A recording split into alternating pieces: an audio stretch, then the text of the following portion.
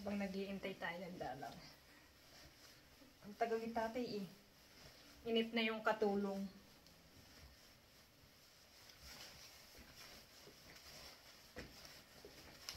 Sobrang tagal ni tatay. Kaya ganito lang muna tayo. Medyo malamig. Kaya naka-jacket.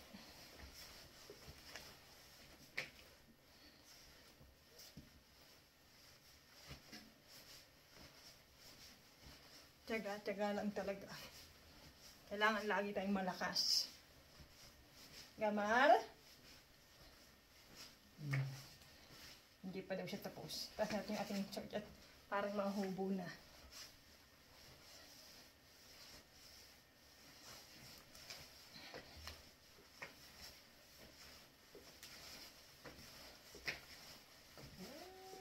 Yun, nagpapasaway na naman yung mga pusa namin. Naghahabulan na naman.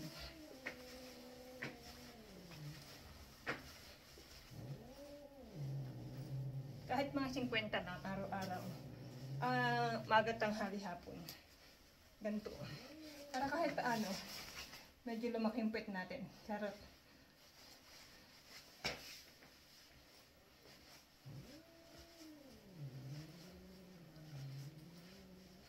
Kahit kumain tayo ng kumain, walang problema.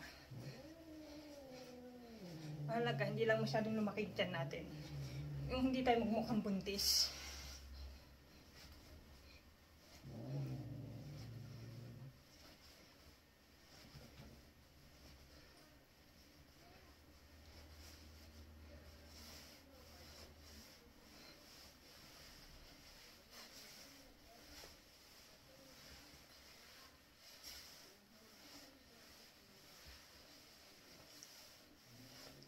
Para masyadong makuha yung ating plate. Tsaga-tsaga lang talaga.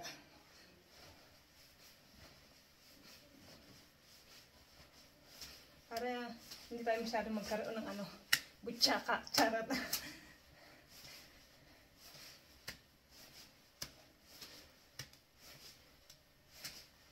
Kasi minsan dito sobrang yung mga taba-taba tayong hindi matanggal-tanggal.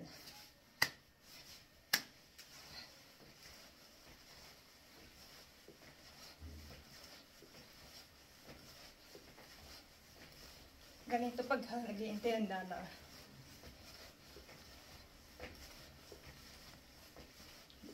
Gamal? Hindi pa. Malapit na matapos. Ganyan katagal siya gumawa ng dollar. Okay, nakla 7.